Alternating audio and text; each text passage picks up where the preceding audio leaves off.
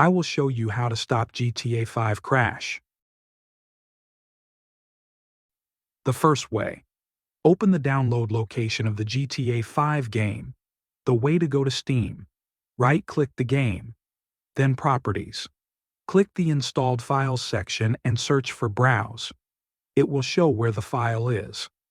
After finding the file, right-click on the application and click Properties after opening click Compatibility. Check this section Run this program in compatibility mode for select Windows. Also check the Disable Full Screen and Run as Administrator sections. After that, apply. The second way. Open the game in the Steam library.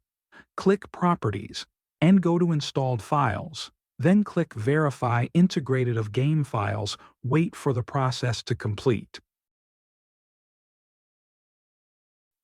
The third way. Type in Windows Device Manager.